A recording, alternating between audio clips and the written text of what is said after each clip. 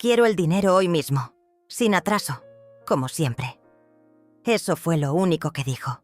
No me miró, no preguntó cómo estaba, ni siquiera se sentó. Yo todavía tenía las manos mojadas del lavaplatos.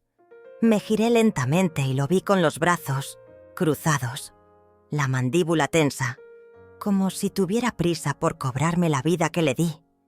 Fui hacia el ropero donde escondo el sobre de la pensión. Lo guardo allí, entre una caja de botones viejos y los restos del último perfume que me regaló Vicente, mi difunto esposo. A veces me gusta pensar que ese olor es lo único que me queda de él. Pero hoy ni eso me consoló. Saqué los billetes, conté la mitad exacta y se los entregué a Santiago. Él los tomó sin decir gracias, los revisó, uno por uno, como si yo fuera una empleada, como si tuviera que rendirle cuentas por cada centavo. Luego se dio media vuelta y salió por la puerta, dejándola entreabierta.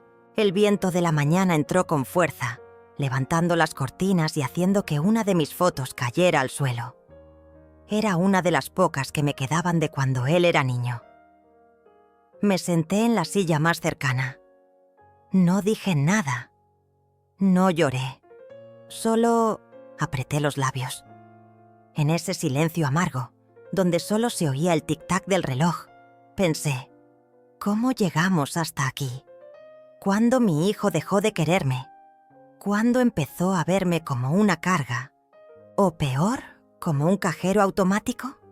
No siempre fue así. No siempre dolió. Hubo una época en la que Santiago me llamaba mamita linda. Me traía flores arrancadas del parque, dibujaba casitas con su nombre y el mío, y me decía que nunca me iba a dejar sola. Pero la vida cambia. O quizá es la gente la que cambia. O quizá nunca los conocimos bien desde el inicio. Vicente murió cuando Santiago tenía 9 años. Fue una noche lluviosa, un accidente absurdo. El taxi se deslizó por una curva mal iluminada. Lo encontraron con las manos aún en el volante, los ojos abiertos. Desde ese día, la casa se volvió silenciosa. Yo me hice fuerte por mi hijo.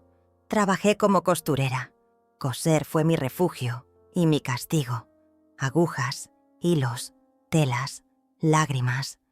Cada puntada llevaba un suspiro. A veces me dormía con los dedos adoloridos. A veces no comía para que él pudiera llevar fruta en su lonchera. Santiago siempre tuvo lo que necesitaba, aunque yo no tuviera nada. Nunca le reclamé. Nunca le hice sentir culpa. Al contrario, me sentía orgullosa. Era un buen niño, inteligente, amable, soñador. Creció y consiguió una beca para estudiar administración, pero aún así, tomé préstamos a mi nombre para cubrir lo que la beca no alcanzaba. Vendí mi máquina de coser industrial cuando él quiso inscribirse en un curso de verano. Me quedé con la vieja, la que chirriaba al girar el pedal. Todo por él, siempre por él. Cuando conoció a Lucinda, yo quise pensar que sería feliz. La vi elegante, educada, algo altiva, pero le di el beneficio de la duda. Nunca fue cálida conmigo. Nunca me llamó suegra, ni Celina. Siempre fue usted, con distancia, con hielo. Aún así, colaboré con dinero para su boda. Regalé mis anillos antiguos para que pudieran venderlos. Y cuando hablaron de comprar su primera casa, ofrecí parte de mis ahorros. La escritura quedó a nombre de Santiago, pero él sabía que ese dinero era mío. Lo sabía. Con el tiempo las visitas se hicieron menos frecuentes, las llamadas más frías. Santiago comenzó a hablarme con ese tono que usan los jefes impacientes, sin ternura, sin pausas, hasta que un día, sin rodeos, me dijo: «Mamá, necesito que me des la mitad de tu pensión. Tengo gastos y tú estás sola. Es lo justo». Recuerdo que me quedé en silencio, como hoy. Me dolió, pero no protesté. Pensé que tal vez era temporal, que quizá estaban pasando por un mal momento. Comencé a separar el dinero todos los meses, la mitad, siempre la mitad, sin falta, como un impuesto, como una condena. Al principio me daba las gracias, luego dejó de hacerlo. Venía, tomaba el dinero y se iba. Algunas veces me traía a Dante, mi nieto, que en ese entonces tenía 6 o 7 años. Era mi sol. Me abrazaba fuerte, me decía que mi comida era la mejor del mundo. Pero a medida que crecía, también él comenzó a alejarse. Se volvió callado, inquieto. Y yo me fui quedando cada vez más sola.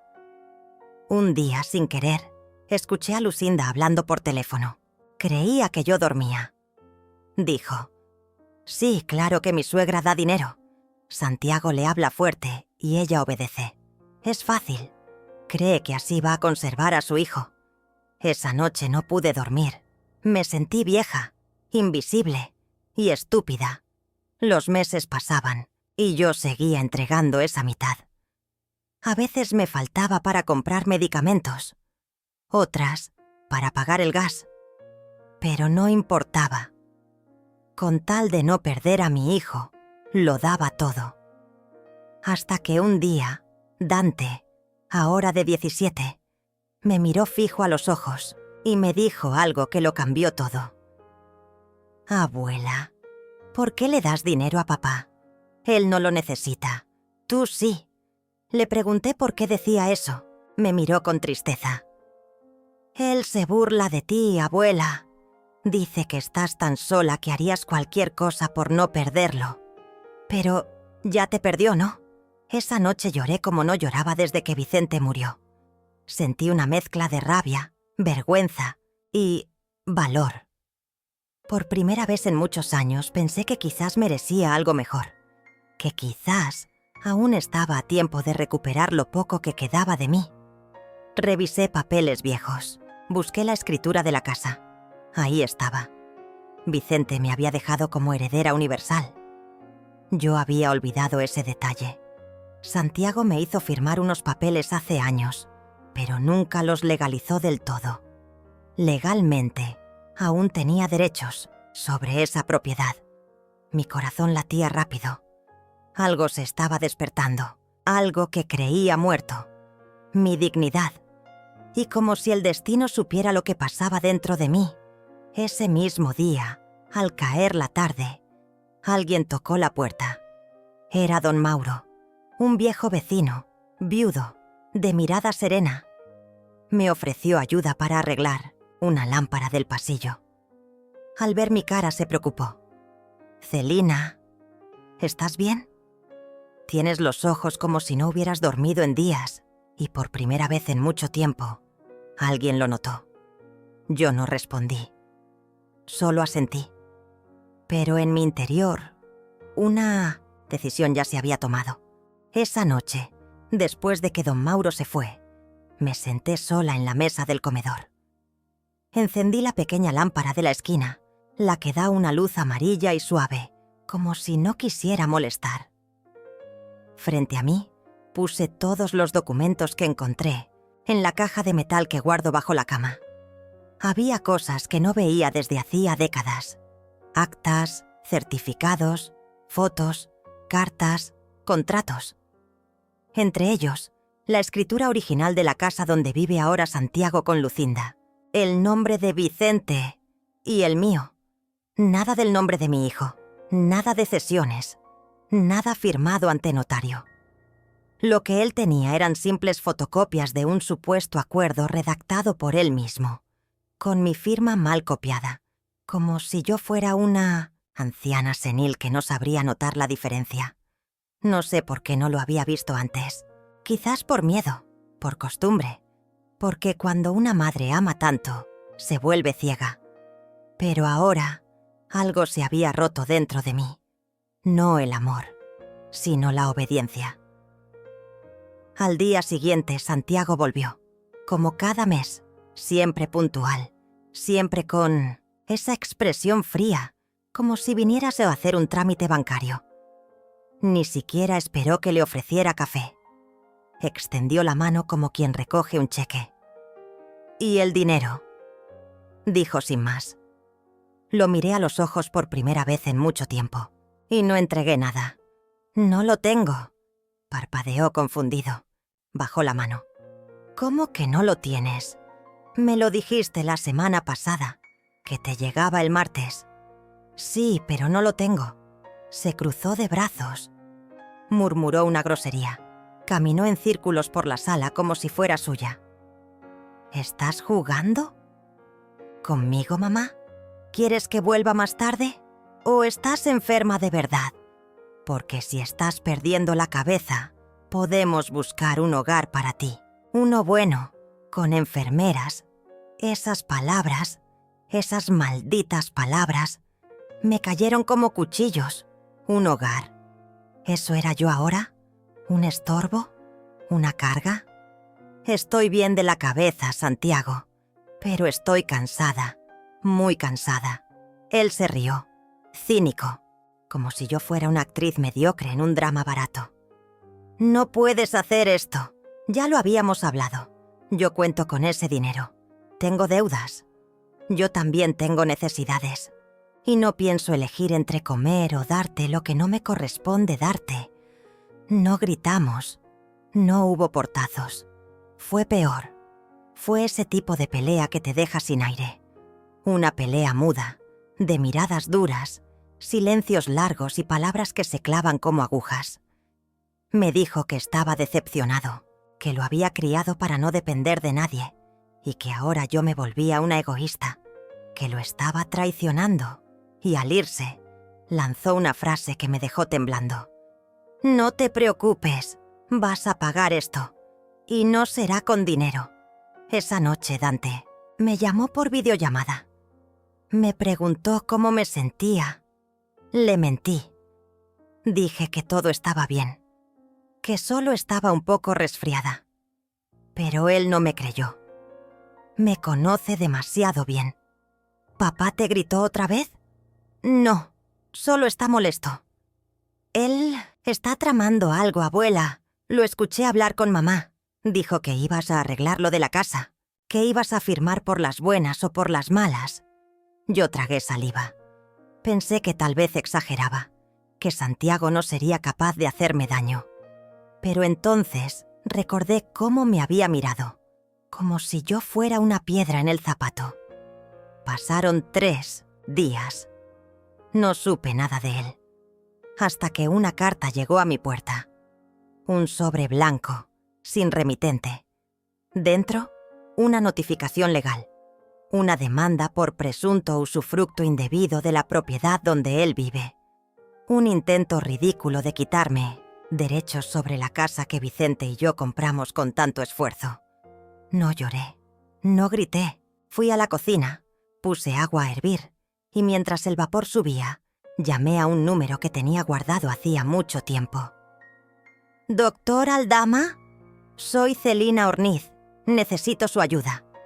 Era el abogado que había gestionado la herencia de Vicente. Un hombre justo, mayor, con voz pausada y una paciencia infinita. Nos reunimos al día siguiente. Le mostré todos los documentos. Le conté lo que estaba pasando. Él leyó, subrayó, anotó. Y al final dijo algo que me dio un poco de esperanza. «Tranquila, Celina. Todo esto está de tu lado. Legalmente tienes la razón. Pero vamos a necesitar pruebas, firmas, fechas, testigos. ¿Tienes a alguien más que pueda respaldar lo que cuentas?» Pensé en don Mauro, en su memoria afilada, en Dante, en las cartas que Vicente me escribió, en las libretas donde yo anotaba cada depósito, cada préstamo, cada sacrificio. Sí, tengo todo eso. Y más. Esa noche me senté a escribir. No sabía si lo que estaba haciendo era una declaración o una carta de despedida. Pero cada palabra me dolía como una confesión. Le escribí a Santiago. No para pedirle perdón ni para rogarle, sino para decirle que lo amé, que di todo, que cada centavo que recibió de mí fue con fe, con ilusión, con amor. pero que ese amor ya no podía sostener la injusticia.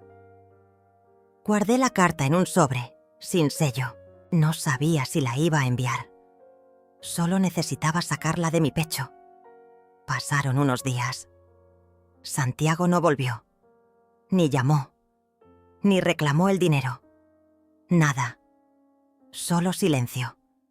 Como si estuviera esperando algo. Hasta que Dante vino a verme. Estaba nervioso. Se sentó. Me miró con los ojos llenos de una rabia contenida y me dijo: «Papá está planeando vender la casa. Está hablando con un comprador. Cree que puede falsificar tu firma». Me quedé helada. «¿Cómo sabes eso?» Lo escuché. Y grabé parte. Quiero que lo escuches. Me pasó su teléfono. En la grabación, la voz de Santiago era clara. Decía: «Ella no va a resistirse. Siempre ha sido débil. Firmará. O haremos parecer que lo hizo». Mi nieto me miró. «Abuela, tienes que hacer algo». Y en ese momento lo decidí. Iba a defender lo que era mío, no por el dinero, no por la casa, sino por mi dignidad. Llamé al abogado. Le conté todo. Me pidió que guardara la grabación, que no le dijera nada a nadie, que actuáramos con calma, como si no supiéramos nada. Y así lo hice. Guardé el sobre, la carta, los papeles y esperé. Porque a veces la mejor forma de luchar es en silencio. A partir de ese día la casa se volvió más silenciosa, pero no era una paz agradable. Era ese tipo de silencio que suena como amenaza, que se arrastra por los rincones y hace eco en la mente. Dejé de recibir llamadas. Nadie pasaba a saludarme. Santiago no apareció más, pero tampoco necesitaba hacerlo. Su ausencia era una forma de castigo, como si quisiera que yo sintiera su vacío como una culpa. Y al principio casi lo consiguió. Empecé a dudar. Me sentaba en la cocina con la taza de café enfriándose en las manos, preguntándome si quizás había exagerado, si debía llamarlo, si debía ceder. Pero cada vez que mi voluntad flaqueaba, recordaba sus palabras: «Vas a pagar esto, y no será con dinero». Una tarde salí al porche para regar mis plantas y vi a Lucinda al otro lado, de la calle, metiendo a Dante a empujones en el coche. El niño no lloraba, pero tenía los labios apretados. Me vio, me sostuvo la mirada. No dijo nada. Ella, en cambio, sí habló. Con esa voz cargada de veneno disfrazado de amabilidad. «Se te acabó el teatrito, Celina. Ahora todos saben lo que eres». Me quedé quieta. No respondí. No porque no tuviera palabras, sino porque entendí que ya no valían con ella. Lucinda había elegido su bando hacía tiempo. Lo que no esperaba era lo que vino después. En cuestión de días comenzaron los rumores. La vecina de la esquina, la señora Inés, me dijo que escuchó en la tienda que yo había estafado a mi hijo, que Santiago estaba desesperado porque me había prestado dinero durante años y que yo ahora lo negaba todo, que yo quería quitarle la casa donde él se había sacrificado para vivir. Era tan absurdo, tan cruel, y sin embargo, era eso lo que estaba circulando por el barrio. Me convertí en esa mujer de la que todos hablan con lástima o desprecio. Algunos bajaban la mirada al verme. Otros, como la esposa del señor Tello, directamente me daban la espalda. Yo, que había sido parte de esa comunidad durante más de 40 años. Yo, que había cuidado a los hijos de otros cuando sus madres trabajaban. Yo, que tejía mantas para donar en invierno. Ahora era la ladrona, la traidora, la loca. Una mañana encontré la cerca de mi jardín rota. Alguien había arrancado mis macetas y esparcido la tierra por todo el porche. No dejé que el miedo me paralizara. Barrí. Recogí cada pedazo de cerámica. Planté de nuevo las flores que habían quedado enteras. Y cuando terminé, Me senté en la mecedora con un cuaderno y comencé a escribir. Cada detalle, cada fecha, cada conversación, cada gesto hostil. Era como si estuviera armando un rompecabezas. No sabía aún para qué serviría, pero sentía que registrar mi verdad era una forma de no dejar que me la arrebataran. El abogado, el señor Aldama, venía una vez por semana. Revisábamos juntos los documentos, las grabaciones, las cartas. Él me pedía calma, paciencia, estrategia. Pero había algo que él no entendía del todo. Yo no solo estaba peleando por la casa, estaba peleando por mi nombre, por lo que fui, por lo que soy, por lo que no permitiría que me quitaran. Una tarde sonó el timbre. Era Dante. Venía solo, con una mochila al hombro. Tenía los ojos rojos. Me abrazó fuerte, como si algo dentro de él se hubiera roto. «No quiero volver con ellos», me dijo. «No quiero seguir viendo cómo te tratan así». Y entonces me contó algo que me dejó helada. Que Lucinda lo había obligado a borrar la grabación. Que Santiago había dicho que si el niño se ponía de parte de la vieja, lo mandaría a vivir con su tío Armando en Guadalajara. «Te va a espantar vivir con él y se te van a quitar las tonterías», había dicho. Dante estaba aterrado, pero también estaba furioso.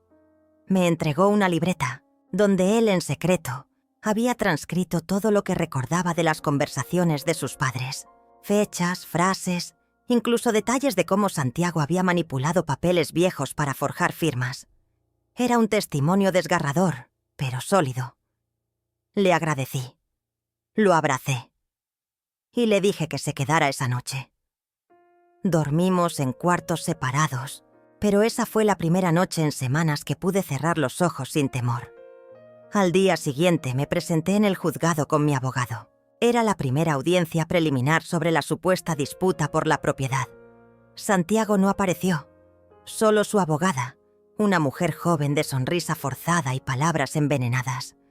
Mostró un documento con una firma mía claramente falsa. Pero yo no me inmuté. Saqué mi identificación, mostré mi firma real, y el juez anotó algo en su libreta. Aún no era suficiente para cerrar el caso, pero era el comienzo. Esa misma semana, recibí una notificación para un examen de capacidad mental, solicitado por Santiago. Quería declararme incompetente, que no podía tomar decisiones por mí misma. Esa fue su jugada más baja. Me sentí humillada, como si toda mi vida, toda mi historia, se redujera a eso, a ser vieja. A que otros decidieran si yo todavía podía pensar, hablar, firmar. Lloré. Lloré como no lo hacía desde que Vicente murió. Pero después respiré. Fui al espejo. Me miré. Me dije en voz alta: «No van a enterrarme en vida». Y entonces llamé a mi antigua amiga Leonora, psicóloga jubilada. Ella accedió a acompañarme al examen. No como profesional, sino como testigo. Quería que alguien más viera cómo me trataban. Cómo me evaluaban como si fuera un mueble viejo al que se le mide el polvo. Pasé el examen, con calma, con dignidad. Y cuando terminó, el psiquiatra del tribunal me dijo algo que no olvidaré. «Señora Celina, tiene más claridad mental que muchos de los que trabajan aquí. Espero que eso se vea reflejado en el expediente». Esa noche encendí una vela, no por superstición, sino como acto simbólico, como un faro. Algo dentro de mí se había encendido también. Una llama que ya no se iba a apagar. Unos días después, recibí una carta escrita a mano. Reconocí la letra de Santiago. Me tembló la mano al abrirla. Decía: «Mamá, estás haciendo todo más difícil». Yo solo quería asegurar el futuro de mi familia. Nunca fue mi intención lastimarte. Pero si insistes en este camino, nos vas a destruir a todos. Y tú no vas a salir ganando. No respondí. No me iba a dejar chantajear. Pero esa carta fue la confirmación de que ya no quedaba nada entre nosotros. Solo guerra. Y yo, sin quererlo, me había convertido en soldado. El día que Leonora me acompañó al tribunal, noté que algo en ella había cambiado. Caminaba con paso lento, pero con los ojos más vivos que nunca. Era la misma mujer que, años atrás, me había consolado cuando Vicente enfermó. Ahora estaba de regreso, como si supiera que era el momento de reconstruir lo que me habían arrebatado. Después de la audiencia, me invitó a su casa a tomar un té, y allí, entre fotos viejas y tazas de porcelana heredadas, me preguntó si yo quería seguir peleando o empezar a ganar. «Peleas desde el dolor, pero puedes ganar desde la estrategia», me dijo. Sus palabras fueron una bofetada y un abrazo, al mismo tiempo. Me quedé pensando en eso toda la noche. A la mañana siguiente regresé al porche a revisar mis plantas, lo poco que me quedaba intacto, y ahí lo vi. Un sobre blanco, sin remitente, metido bajo la puerta. Lo abrí con desconfianza. Dentro había una memoria USB. No tenía mensaje, solo el dispositivo. Encendí mi viejo ordenador y la conecté. Lo que vi me dejó helada. Eran clips de video, tomados desde un celular, donde se escuchaban claramente conversaciones entre Santiago y Lucinda. Hablaban de mí como si fuera una carga inútil. Decían cosas como «ya casi no le queda tiempo» o «lo ideal sería que un día se cayera por las escaleras y listo». Pero lo peor fue oír a mi hijo decir «cuando firme ese papel, la internamos. Ya tengo el lugar. Dicen que no necesita ni autorización si está senil». Cerré el archivo de golpe. Me temblaban las manos. Sentí náuseas. Era como si todo, el amor que alguna vez le tuve, se hubiera podrido de golpe. Llamé a Leonora de inmediato. Ella escuchó todo en silencio. No me interrumpió. Cuando terminó el último video, me miró y dijo: «Esto cambia todo, pero hay que usarlo bien. Si lo lanzas ahora, ellos se defenderán como ratas. Hay que esperar el momento exacto». No pregunté cómo había llegado ese USB hasta mi puerta. Sabía que era alguien cercano a ellos. Alguien que ya no podía callar, y eso me dio esperanza. Si alguien más veía lo que yo veía, no estaba sola. Mientras tanto, Dante seguía viviendo conmigo. Había dejado la escuela por unos días. No podía concentrarse. Estaba demasiado ansioso. Lo llevé a caminar al parque. Le preparé sus comidas favoritas. Intenté devolverle algo de la infancia que le estaban robando. Una tarde me miró y dijo: «¿Crees que alguna vez mi papá fue bueno?».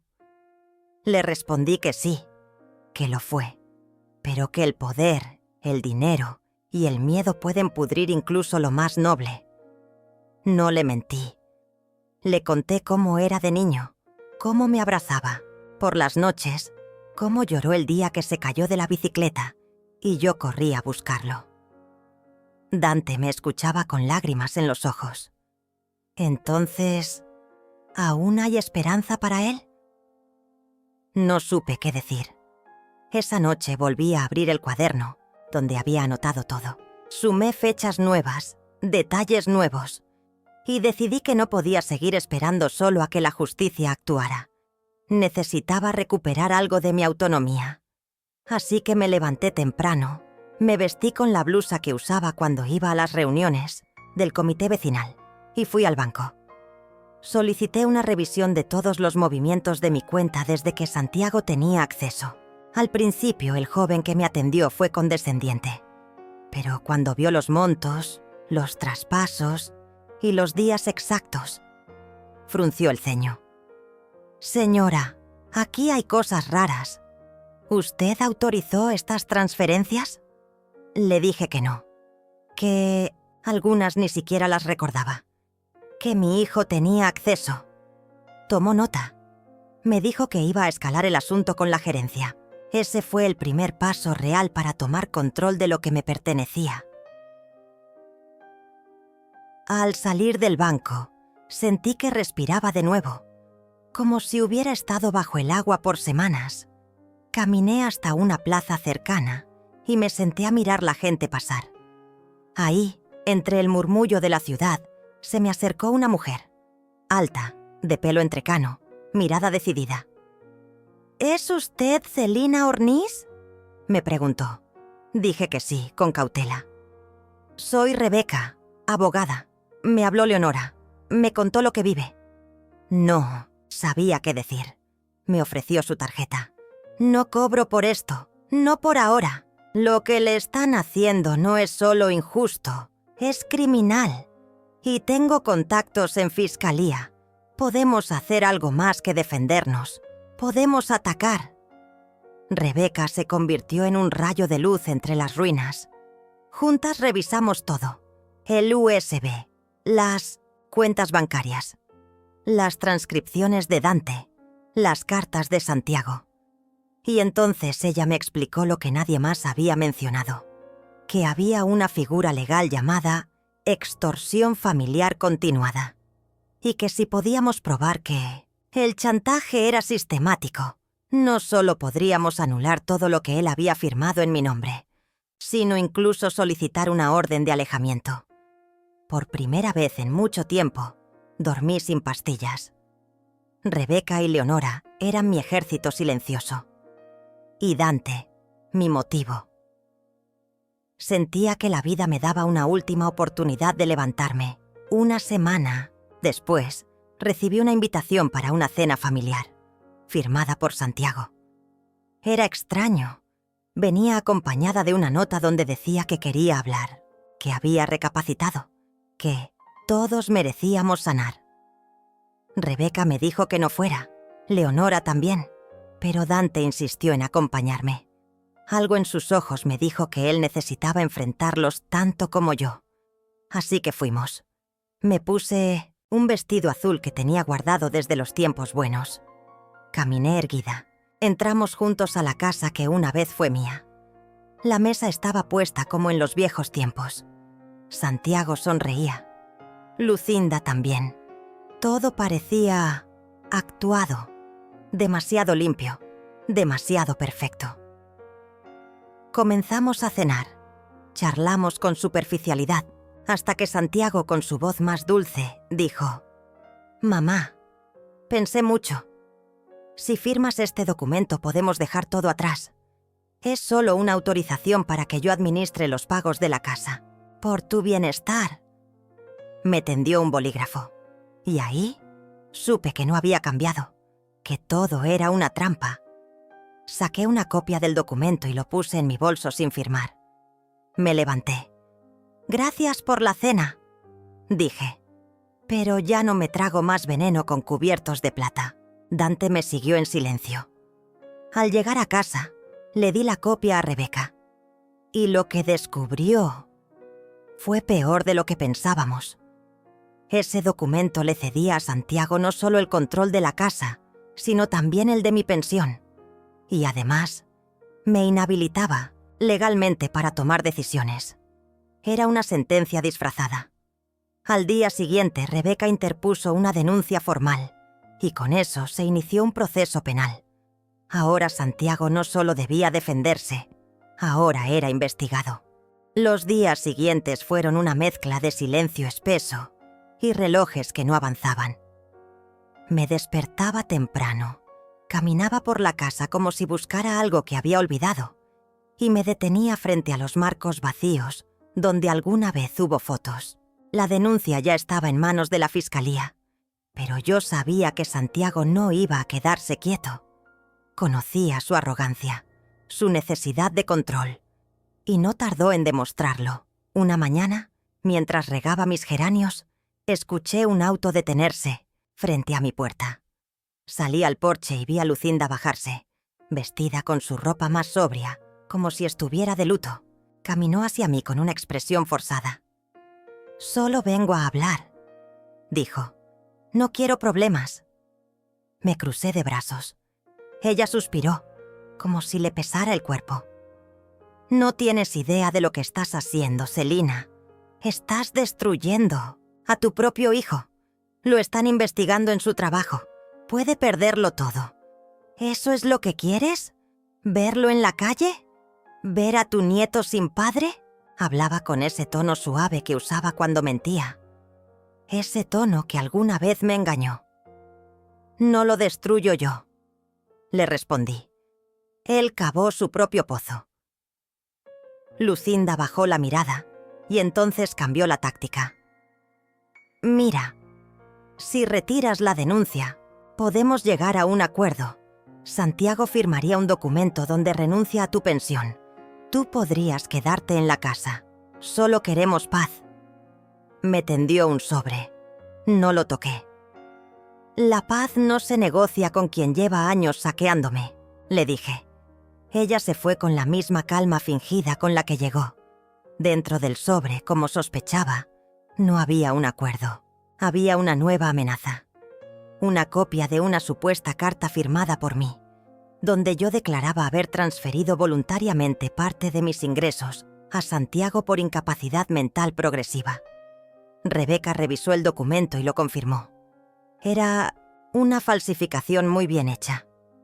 Esto es grave. Si logran que un médico lo avale, podrían pedir tu interdicción. Sentí un nudo en el estómago. ¿Y si lo hacen? ¿Qué pasa conmigo? Que perderías todos tus derechos legales. No podrías manejar tus cuentas, ni salir sola, ni testificar. Me quedé muda. Era peor de lo que pensaba. Rebeca fue tajante. Había que actuar rápido. Necesitábamos pruebas de que estaba lúcida, funcional, completamente capaz. Me llevó con un neurólogo de su confianza. Me hicieron exámenes cognitivos, de memoria, de orientación. Todos salieron perfectos. El doctor incluso escribió un informe voluntario donde dejaba constancia de mi estado mental. Con eso en mano, ya no podían usar la locura como escudo. Pero Santiago no se detuvo. El siguiente golpe vino de parte de un trabajador social que apareció en mi puerta con una denuncia de abandono emocional hacia el nieto. Sí, hacia Dante. Según el reporte, yo lo había manipulado, alejado de sus padres, e incluso forzado a mentir en instancias judiciales. Me sentí en una pesadilla. Era tan absurdo, tan retorcido. Pero el trabajador cumplía su trabajo. Me interrogó durante horas. Habló con Dante. Registró la casa. Al final, dejó constancia de que no había encontrado indicios de maltrato ni manipulación. Pero el daño ya estaba hecho. Ahora había un expediente con mi nombre. Dante estaba furioso. Nunca lo había visto así. Quiero grabarlos. Quiero mostrarle al mundo lo que son. Yo lo abracé con fuerza. No, hijo, no caigas en su juego. Vamos a ganar, pero con la verdad, sin ensuciarnos. Él lloró en mi hombro. Me pidió que no me rindiera. Tú eres lo único limpio que me queda, me dijo. Esa frase se me clavó en el pecho como una daga dulce. Entonces, Rebeca propuso una idea arriesgada. Presentar un recurso de urgencia para suspender cualquier poder notarial que Santiago pudiera estar usando. Pero eso implicaba exponernos públicamente, ir a una audiencia, declarar, soportar que él estuviera presente. Dudé. ¿Estaba preparada para eso? Leonora me miró con ternura. Celina, ya estás en guerra. La pregunta no es si puedes soportarlo, es si quieres que esto termine o que te siga comiendo la vida. Asentí. Tenía razón. La audiencia fue fijada para un viernes. Pasé toda la semana repasando cada palabra que diría. Rebeca me ayudó a ensayar. Me enseñó a respirar antes de responder, a no llorar si me provocaban, a sostener la mirada. El día llegó. Me puse mi blusa blanca y la bufanda azul que me regaló Vicente antes de morir. Entré a la sala con la cabeza erguida. Santiago ya estaba allí, con su traje caro y su sonrisa falsa. No me saludó. Lucinda tampoco. El juez era un hombre serio, de rostro duro. Escuchó primero a Rebeca que expuso todos los documentos, el informe médico, los extractos bancarios, el USB con los audios. Luego fue mi turno. Me senté frente al estrado, respiré hondo y hablé. Conté todo, sin adornos, desde el primer «quiero el dinero hoy mismo» hasta la carta falsa, desde el amor de madre hasta el dolor de ser traicionada por un hijo. No lloré, pero se me quebró la voz al decir: no quiero verlo preso, solo quiero que me deje vivir, que me devuelva lo que me quitó sin permiso, que me respete como persona, no como una cuenta bancaria. Santiago pidió la palabra. Su defensa fue patética. Negó todo. Dijo que me amaba, que estaba preocupado por mí, que yo era inestable. Pero sus ojos no coincidían con sus palabras. El juez notó eso. Lo interrumpió varias veces y, al final, suspendió de inmediato todos los poderes notariales que él tenía sobre mí. Además, dictó una medida cautelar. Santiago no podía acercarse a menos de 300 metros hasta que se resolviera la denuncia penal. Era una victoria. No final, pero sí rotunda. Al salir de la sala, sentí que el aire era más limpio. Rebeca me abrazó fuerte. Leonora lloró. Dante saltaba de alegría. Yo solo sonreía. Por dentro, aún sangraba, pero por fuera ya no me doblaba. Esa misma noche Santiago me llamó. No contesté. Me dejó un mensaje de voz. «Te estás metiendo con el demonio, mamá, y yo no pierdo». Lo borré, lo bloqueé. No tenía más miedo, porque ahora yo también sabía pelear. Pensé que después de la audiencia, Santiago se retiraría por un tiempo, que aceptaría, aunque fuera por rabia, que no podía seguir manipulándome como antes. Me equivoqué. El silencio duró apenas 3 días.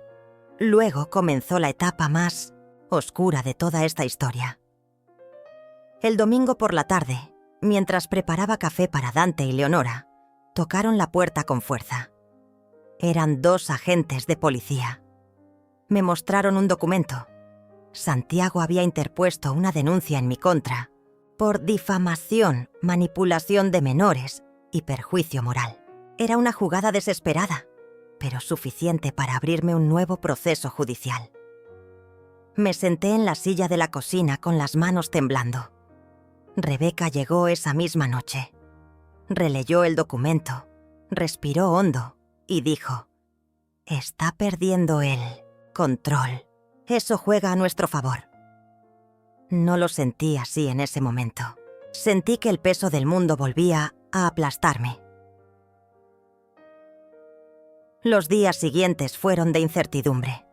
Recibí notificaciones legales, tuve que entregar una declaración escrita y me citaron a una comparecencia preliminar.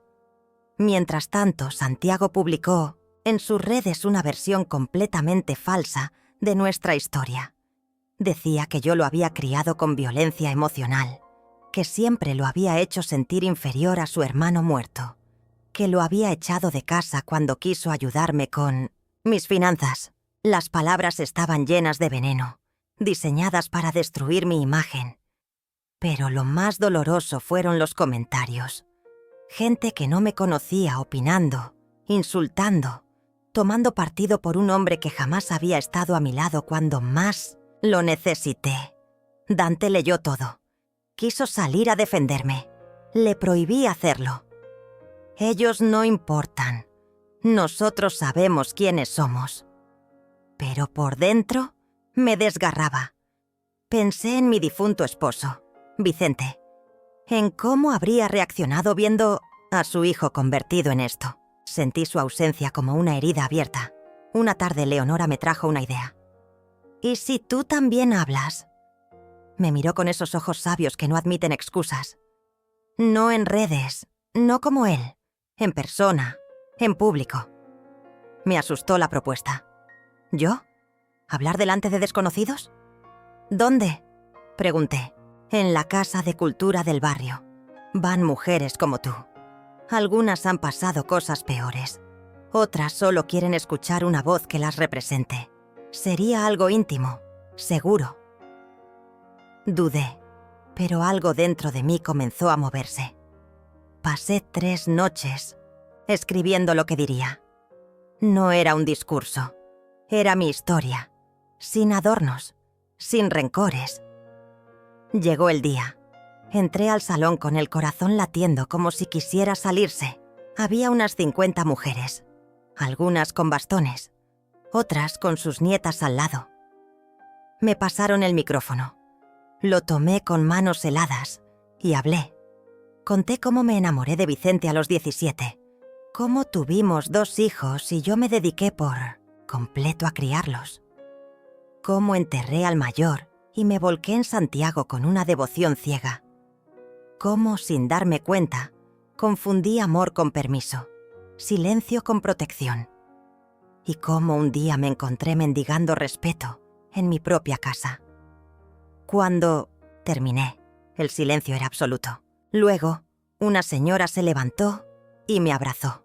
Luego otra y otra. Al final, todas aplaudieron. Algunas lloraban. Yo también. Un periodista local que había sido invitado por Leonora sin avisarme, se me acercó después.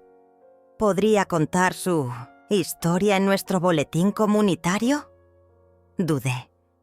Pero Rebeca, que también estaba presente, me dijo al oído: «Es hora de dejar de esconderte». Acepté. 2 días después, la historia salió publicada. Y algo insospechado ocurrió. Comenzaron a llegarme mensajes, cartas, visitas, mujeres que me agradecían por hablar, que se sentían reflejadas, que me pedían consejo. Yo no entendía nada. Solo había contado mi verdad. Pero Santiago sí entendió y se enfureció. Me llamó desde un número desconocido. Contesté por reflejo. «¿Estás disfrutando tu show, mamá?», me dijo con la voz llena de veneno. «Te juro que esto no va a quedar así. Estás cavando tu propia tumba». Le respondí con una calma que no sabía que tenía. La única tumba que cavé fue la de mi silencio, y ya lo enterré. Esa misma noche, alguien apedreó mi ventana. No rompieron el vidrio, pero el mensaje era claro. Llamé a la policía. Rebeca tomó fotos. Dante instaló una cámara afuera. Y, como si el universo quisiera ayudarme, 2 noches después, captamos a Santiago en persona acercándose a la casa, cubierto con una capucha. La imagen era clara. Rebeca la llevó directo al fiscal. Esa grabación cambió todo. El fiscal solicitó una audiencia de medidas cautelares reforzadas. Santiago, enfrentando ya una denuncia penal y una nueva prueba de hostigamiento, no pudo esquivar esta vez. El juez dictó una orden de alejamiento permanente y prohibición de contacto por cualquier vía. También autorizó el uso de esa prueba en la denuncia por coacción y abuso económico. Santiago, por primera vez, se vio realmente acorralado. Lucinda me llamó llorando. Dijo que su vida se había vuelto un infierno, que Santiago estaba paranoico, agresivo, que todo se le estaba desmoronando. «Por favor, Celina, detén esto». Yo solo respondí: «No soy yo quien lo empezó, solo estoy terminándolo». En el fondo, algo en mí aún dolía por esa voz, por ese hijo que alguna vez fue mi niño. Pero ese dolor ya no era una cadena, era apenas una cicatriz. Pasé los días siguientes en paz. Leí cartas de otras mujeres. Respondí mensajes.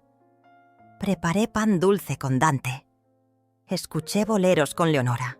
Volví a caminar por el parque sin miedo. Sabía que la historia aún no había terminado, pero ya no me sentía víctima, me sentía sobreviviente.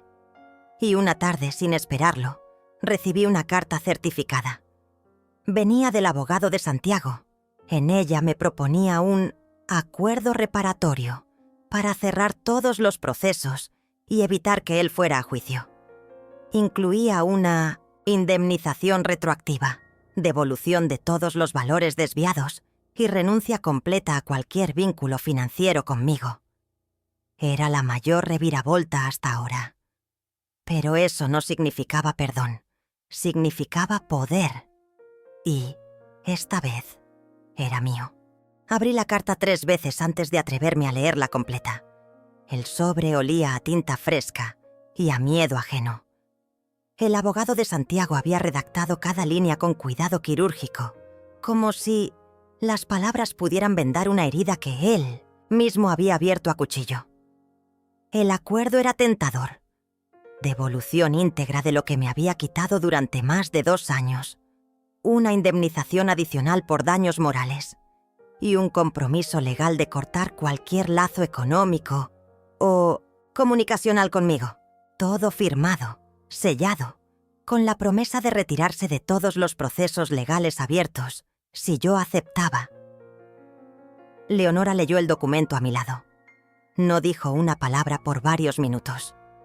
Luego dejó la hoja sobre la mesa y me miró.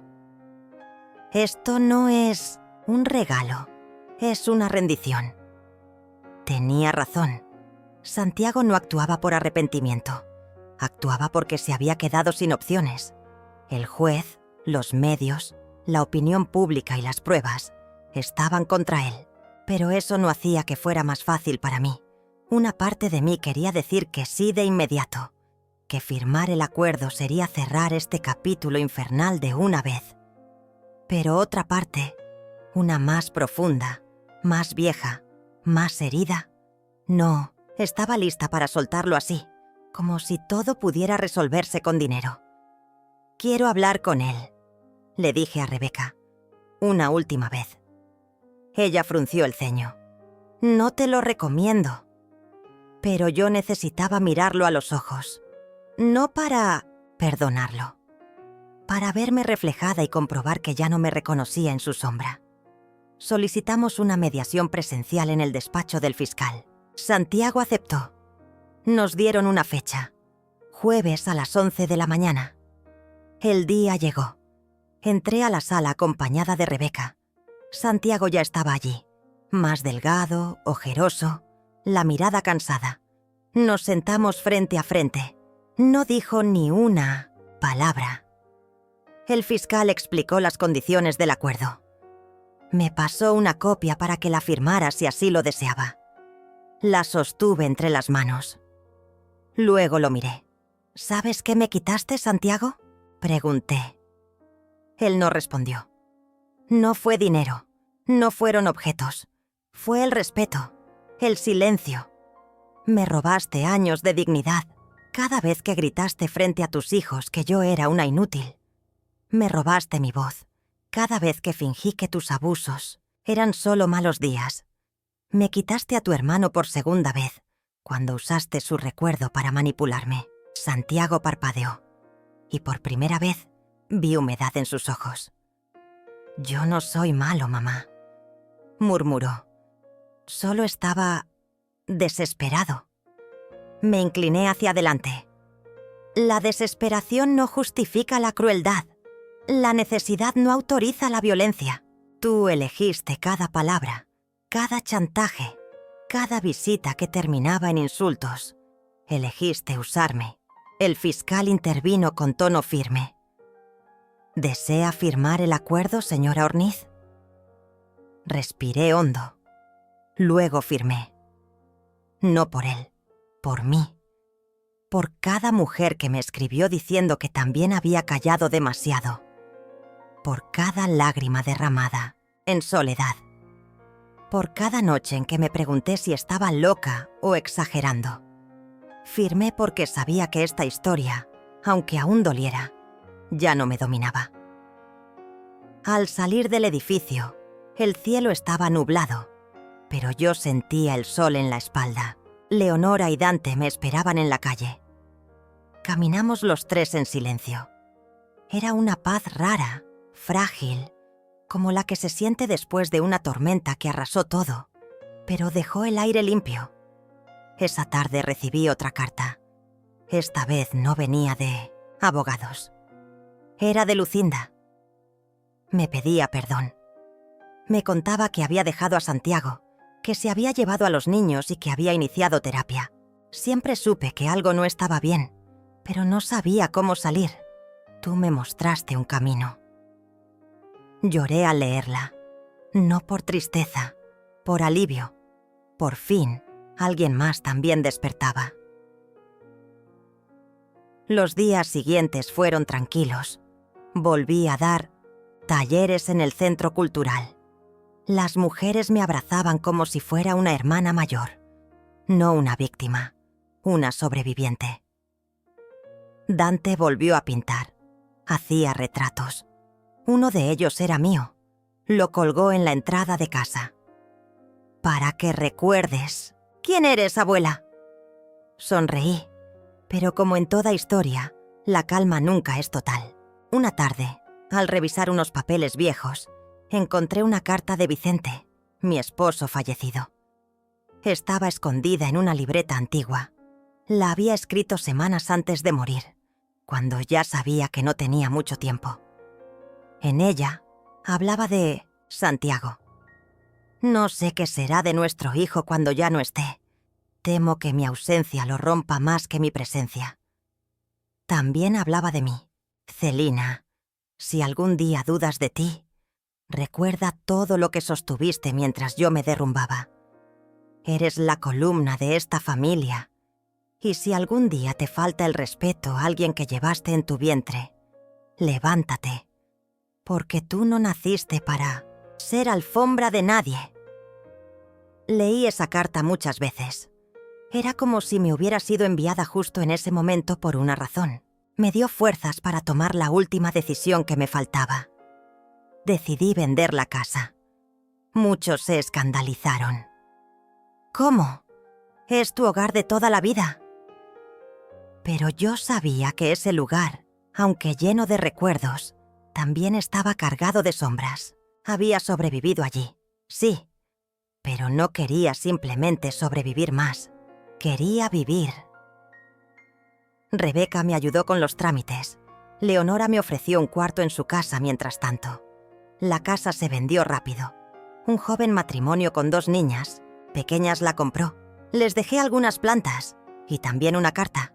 Cuídenla. Esta casa guarda lágrimas, pero también fuerza. Y así, a los 68 años, empaqué mi vida en cajas.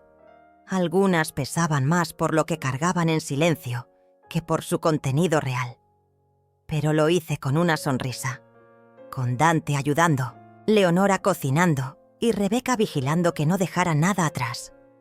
Una nueva etapa comenzaba. Y aunque aún no sabía exactamente qué camino tomaría, por primera vez en décadas, ese camino era solo mío.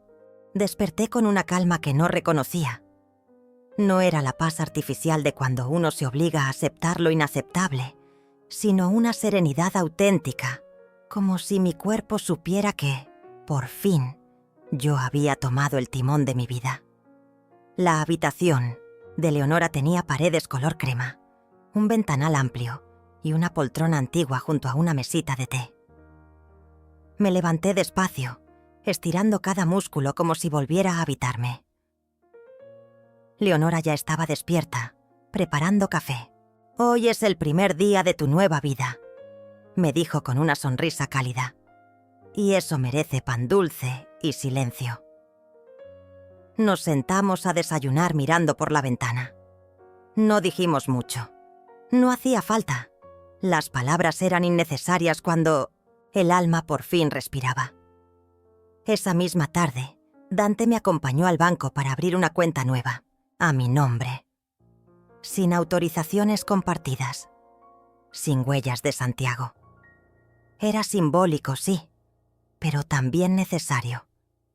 Quería ver mi nombre en los documentos, en las tarjetas, en los recibos.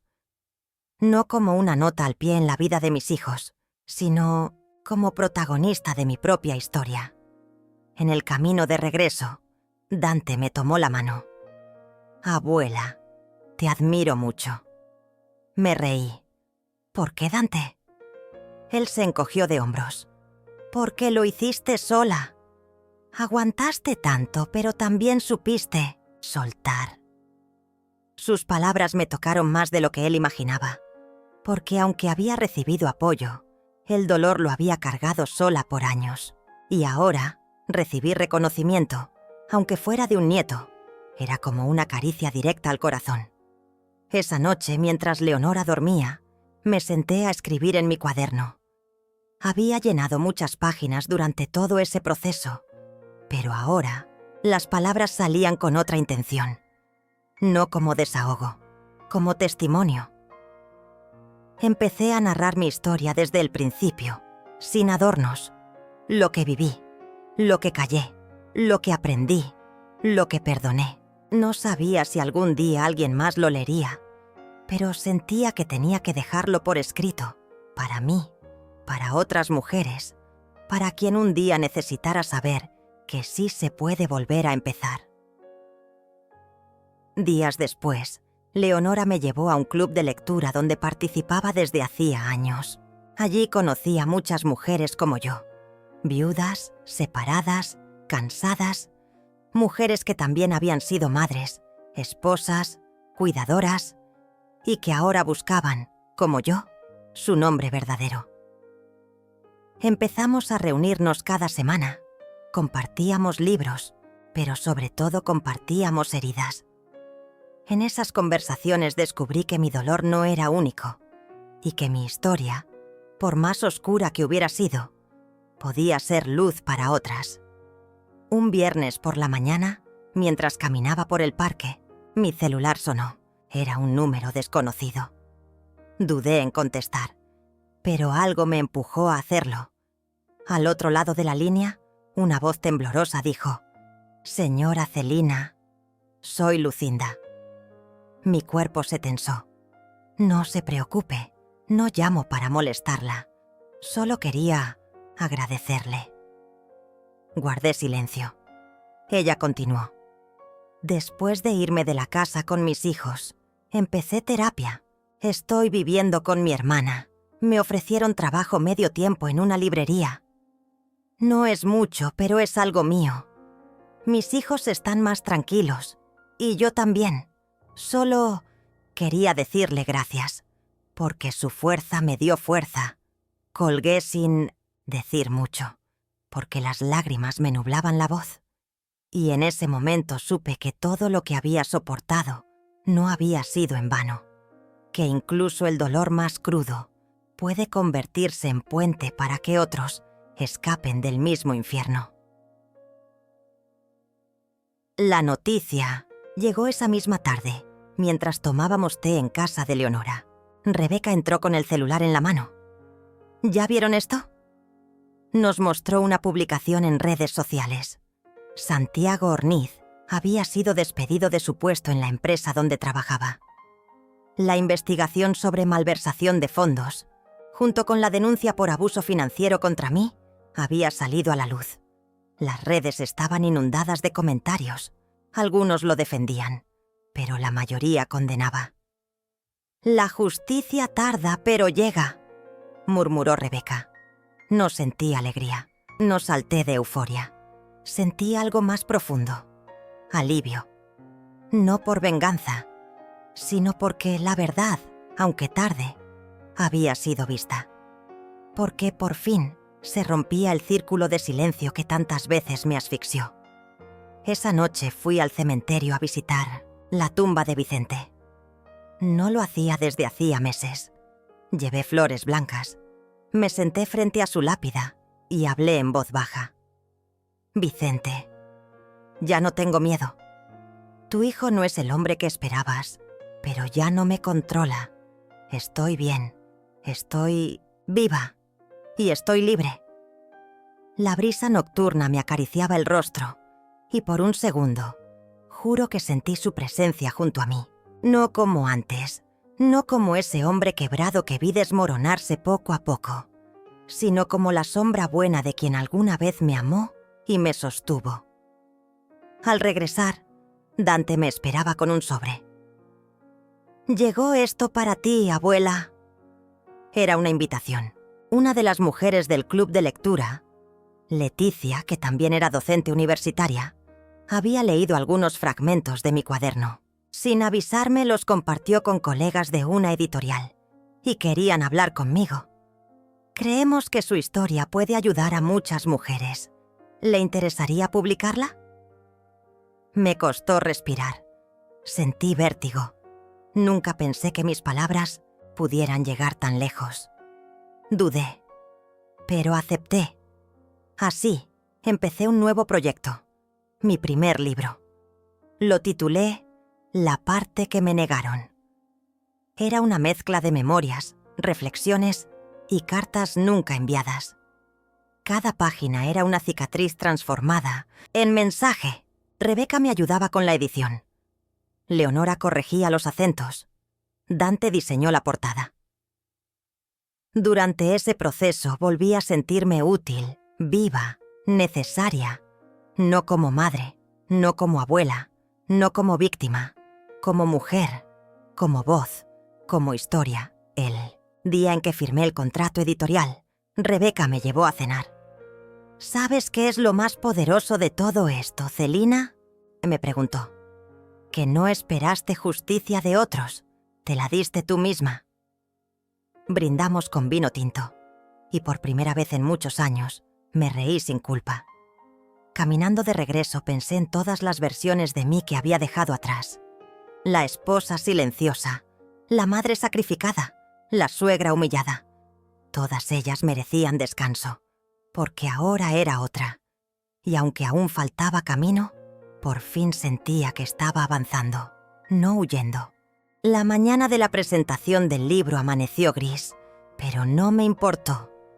Me desperté temprano, planché mi blusa favorita, peiné mi cabello con cuidado y me coloqué ese collar de perlas que Vicente me regaló en nuestro 10º aniversario. No era vanidad, era respeto. Por mí, por la mujer que había sobrevivido a la tormenta y que ahora se atrevía a contar su historia ante el mundo. Leonora llegó puntual para acompañarme. Dante también, con su cámara colgada al cuello. Rebeca nos esperaba en la entrada de la librería. Cuando crucé la puerta, un grupo de mujeres comenzó a aplaudir. No entendí de inmediato que ese aplauso era para mí. Sentí las lágrimas subir, pero respiré hondo. Ese momento no era para llorar, era para estar presente. El evento fue sencillo, íntimo. No había prensa ni luces cegadoras. Pero sí había verdad. Una periodista local me hizo algunas preguntas. Hablé de lo que viví sin victimizarme. Usé mis palabras como puentes, no como cuchillas. Conté cómo había sido amar, criar, aguantar y finalmente soltar. Muchas mujeres asintieron en silencio. Sus ojos me dijeron más que cualquier palabra. Me vi en cada una de ellas. Vi sus cicatrices, sus renuncias, sus silencios y su fuerza. Al final, una mujer del público se acercó. Tendría unos 60 años, cabello recogido, mirada cansada. Me abrazó fuerte. Gracias por escribir lo que yo no me atrevía a decir. Esa frase valía más que cualquier premio literario.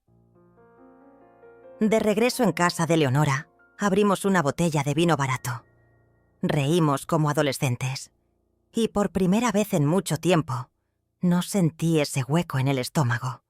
El vacío que deja el miedo cuando se instala en el pecho durante años. Era como si por fin me perteneciera de nuevo. Mi cuerpo, mi voz, mi vida. Pero aún faltaba una conversación. No era por él, era por mí. Una tarde tomé un taxi hasta la clínica de rehabilitación, donde Santiago había sido ingresado semanas atrás, luego de que lo despidieran y Lucinda se negara a recibirlo en casa. Me costó decidirme. No porque quisiera vengarme, sino porque necesitaba cerrar un ciclo. Lo encontré en una sala común, con otros hombres. Estaba delgado, ojeroso. Al verme se quedó paralizado. No hablé de inmediato. Me senté frente a él y lo miré sin odio. solo con verdad. No vine a consolarte, Santiago, tampoco a perdonarte. Vine a decírtelo en persona. No te debo nada. Nunca más. Bajó la mirada. No dijo nada. Tampoco lo esperaba. Fui tu madre. Te cuidé. Te protegí. Te sostuve más allá de lo razonable. Pero ya no más. Lo que hagas de tu vida de ahora en adelante es tu responsabilidad, no la mía. Me levanté. Antes de irme, agregué. Espero que encuentres paz, pero no cuentes con la mía para lograrlo. Salí de ahí con el corazón acelerado, no por miedo, por liberación. Era como si cada palabra que dije me hubiera arrancado una piedra del pecho. Al llegar al taxi, el chofer me preguntó si todo estaba bien.